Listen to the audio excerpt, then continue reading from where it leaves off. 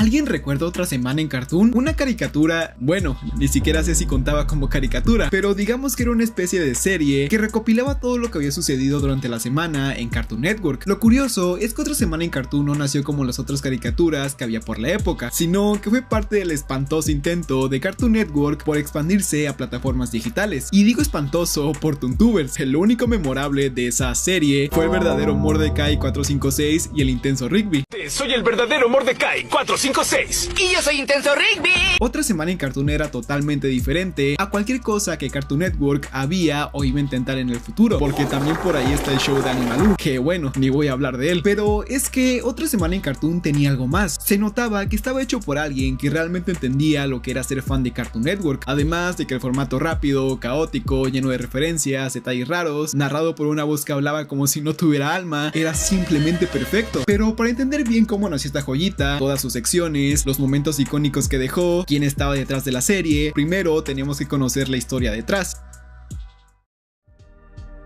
Muchos seguramente no conocerán quién es la voz detrás de Otra Semana en Cartoon, así que aquí en este canal, en exclusiva, por primera vez en toda la historia, van a ver el rostro de esa persona. Dejen cualquier cosa que estén haciendo, solo pondré el video una sola vez. Aquí va. Con ustedes el señor Agustín Ferrando Trenchi. Hola a todos, hola Comic Con, un placer estar aquí con todos ustedes. La persona detrás del programa era Agustín Ferrando Trenchi, un chico uruguayo que trabajaba como realizador audiovisual para programas de la TV uruguaya y algunas bandas locales. Por las épocas del 2012, Agustín empezó un proyecto llamado Tiranos Temblad, una serie para YouTube donde resumía los acontecimientos más virales de la semana en Uruguay. Y si se miran un episodio de Tiranos, es literalmente el mismo formato de Otra Semana en Cartoon, solo que en vez de hablar de la conspiración del número 41, hablaba de políticos, noticias raras y cosas muy locales. Sortearon un televisor, 32 pulgadas, un camión y una bicicleta cruzaron un puente, unos niños se bañaron en una fuente. Su programa tuvo demasiado éxito, ya que, para que se den una idea, cada episodio tenía entre 100.000 y 400.000 visitas. Estamos hablando de poco más del 10% de Uruguay. Gracias a toda esta popularidad de Tiranos Temblad, el proyecto llegó a los oídos de Cartoon Network Latinoamérica, que se acercaron con Agustín y le propusieron hacer un programa juntos, pero esto mejor que lo cuente él. Aprovecho para preguntarte cómo fue ese primer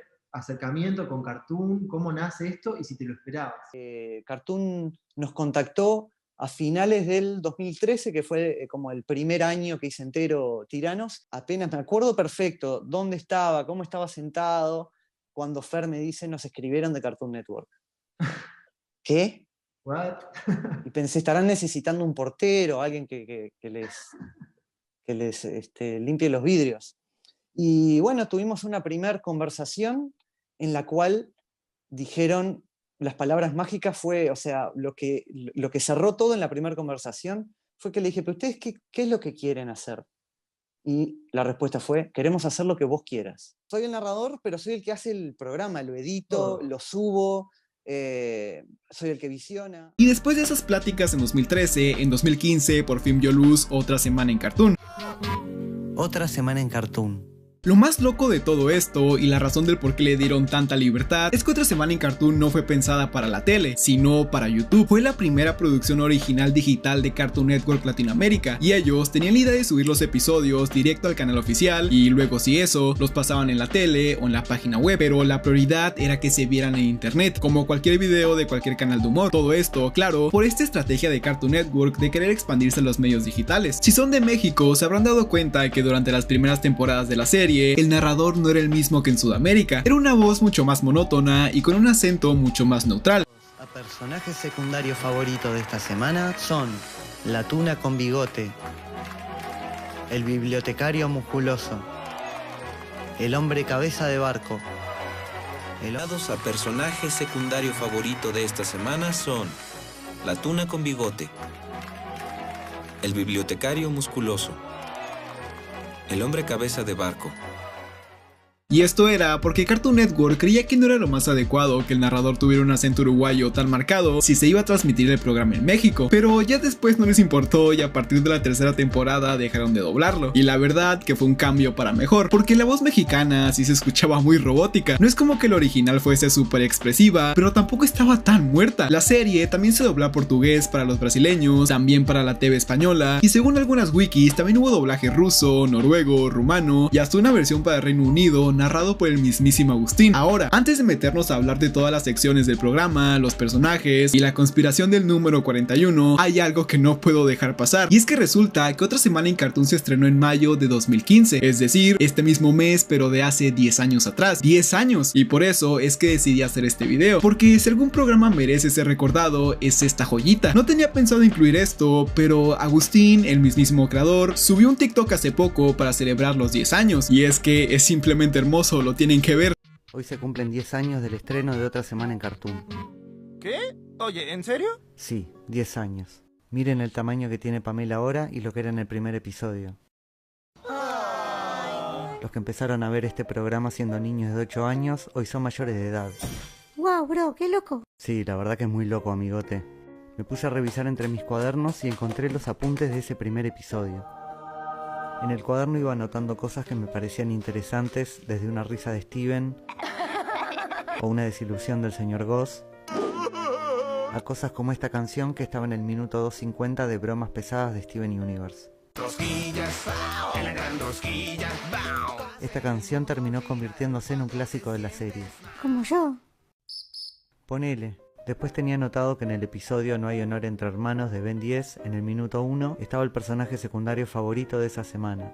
Un personaje que posiblemente haya sido intrascendente para Ben 10 porque aparece 3 segundos y no se lo ve nunca más, pero para nosotros fue importante. Fue el primer ganador de este premio tan prestigioso. Después estuve revisando el guión y me encontré con toda una página escrita que no usé. Hablaba sobre personajes que hicieron cosas parecidas esa semana, como tirar fuego por la boca o tener citas fallidas. ¡Uy, romántico! Saber si lo descarté porque no me convencía, o si lo corté para que el episodio durara menos, es sin dudas el misterio de este cuaderno. Mientras escribía este episodio jamás me podía imaginar todo lo que iba a venir después. ¡Conspiración! Hoy se cumplen 10 años del nacimiento de este programa y lo quería celebrar con ustedes. ¡Fiesta! ¡Fiesta! Oye, aguarda. ¿Qué pasa? ¿Podemos comer ¡Rosquillas! No, ahora no, yo traje un pastel. ¿Para qué? Para celebrar junto a Gilbert. Feliz cumpleaños, Otra Semana en Cartoon.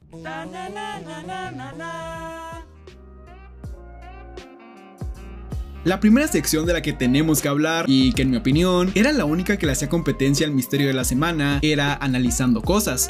Hoy, en Analizando Cosas, Una sección que, como su nombre lo dice, trataba de analizar cualquier cosa dentro de las caricaturas, escenarios, curiosidades, inconsistencias, básicamente de todo un poco. La primera vez que apareció esta sección fue en el primer episodio, y fue cuando Agustín se puso a analizar las casas de algunas caricaturas, pero yo creo que de los momentos más memorables de esta sección es sin dudas las fusiones. Es que vean esto, de la fusión entre Bimbo y Rigby sale Rickmo, entre Bolso Belly y Musculoso, Muscu Bolso Belly, entre Clarence y Mordecai, Morde Clarence, entre la Dulce Princesa y Finn, Dulce Fincesa, Belson y Benson, Belson, Jeff y Jerry, Jeffrey, entre Papaleta y Tío Grampa Paleta, y la más icónica, la fusión entre Steven y Pizza Steven, Pizza Steven. Otro de los momentos icónicos de Analizando Cosas, sin duda alguna, fue esa vez que el narrador se puso a buscar caras en todo tipo de objetos random, muy cagado todo. Antes de pasar a ver otra sección, también hay que recordar otros momentos que, aunque no estaban dentro de una sección específica, también son muy icónicos, como por ejemplo cuando castigaba personajes pixeleándolos. ahora como penitencia vas a estar pixelado por el resto del capítulo. ¡Qué barbaridad! Así que de ahora en adelante... Es que esto era simplemente épico. Personaje secundario favorito era otra sección bastante icónica. ¿Qué digo icónica? Histórica, cultural ya para este punto. Y los nominados a personaje secundario favorito de esta semana. En esta sección, varios personajes secundarios eran nominados al premio de personaje secundario favorito, y las votaciones, tengo entendido, que eran a través de comentarios de YouTube, pero como a día de hoy todos los comentarios de los episodios están totalmente desactivados, pues no hay forma de comprobarlo. Algunos de los personajes que llegaron a ser nominados en esta sección fueron Manzana Pirata, Señora Musculosa, Topo Bigotudo, Madre del Monstruo, Manteca de Mar, Tuna con Bigote, Bibliotecario Musculoso, Hombre Cabeza de Barco, Hombre Cabeza de OVNI o Chiquito. Y esta sección me dejó pensando, ¿qué pasaría si se hiciera una votación por el estilo hoy en día? Por ejemplo, si yo nomino a Marilú de Cuentos Espantosos, Percy de Clarence, a Gesonel del hermano de Llorel, a Viva de los Krat y a Rick de Unikitty, ¿quién ganaría? Yo votaría por Marilú, no sé ustedes. Otra sección era ¿qué pasó esta semana?, que era básicamente la sección que abría el programa. ¿Querés ver lo que pasó esta semana o no? ¡Claro! ¿Por qué no? Una hoja de un árbol, fue el cumpleaños de... Que a diferencia de las otras secciones, quizá era la más floja. Y la última sección antes de pasar al misterio de la semana era la de qué aprendimos esta semana. ¿Qué aprendimos esta semana? Una sección que, aunque por el nombre puede parecer que te enseñaba valores y lecciones de vida, la verdad es que para nada. Había lecciones como que Sumo es ágil y Clarence no tanto, que Rigby era alérgico al huevo, que se puede hacer un bigote de perro, que algunos enchufes parecen tener caras felices y que existen las mantecas de mar. Lecciones muy valiosas que sin duda son imprescindibles para encontrar un trabajo bien pagado.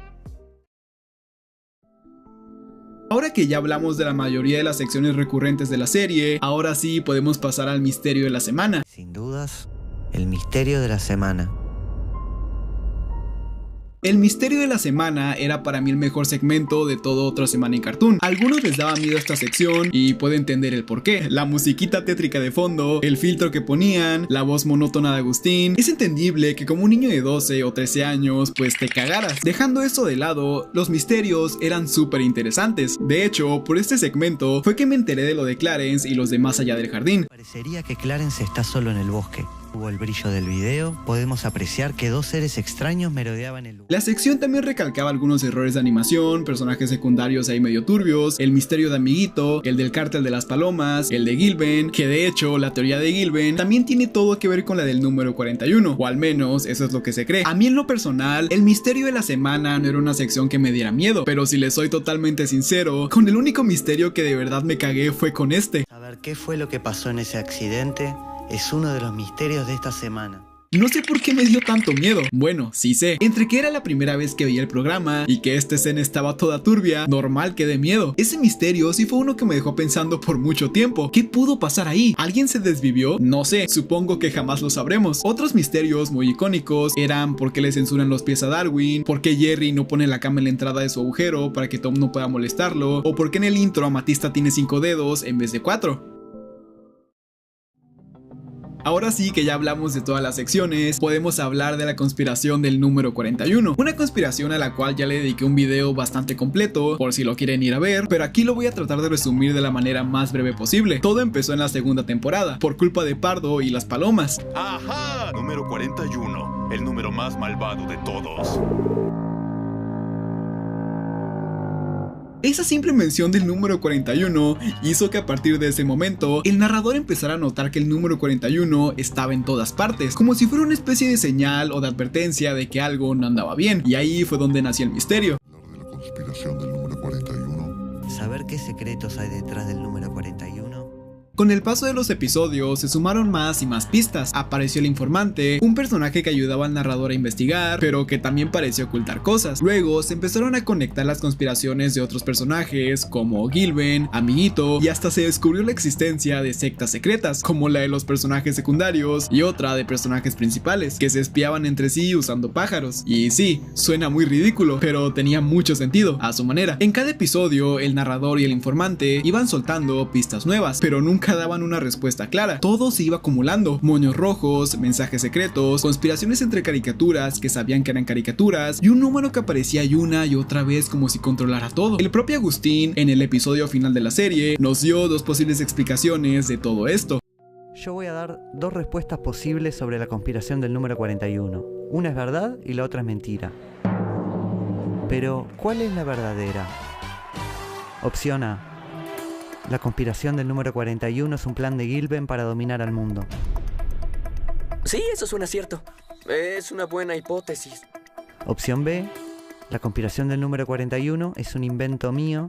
Me agarré de esta escena que apareció en Los Osos. Número 41, el número más malvado de todos. Y a partir de ahí inventé un montón de cosas. Las dos respuestas son posibles, pero ¿cuál es la verdadera? ¿Cuál será la verdadera? Nadie lo sabe, tal vez ninguna o tal vez todas, pero es justo lo que hacía esta conspiración tan buena. No sabía si estaban hablando en serio o si todo era simplemente una broma, porque es que yo en algún punto sí me llegué a pensar que los animadores ponían el número 41 a propósito. Si quieren una explicación más completa de toda esta conspiración, ya tengo un video en el canal muy completo sobre este tema. Para los que se preguntan qué pasó con Otra Semana en Cartoon, la respuesta es bastante simple. No fue cancelada, solo cerró su ciclo. Después de 6 temporadas, 73 episodios y un montón de teorías, fusiones y personajes secundarios olvidados, la serie se despidió en grande, sin dramas y sin escándalos. Y la verdad es que se agradece, porque pocas series saben cómo acabar en el momento justo. Y sin más que decir, un abrazo, máquinas.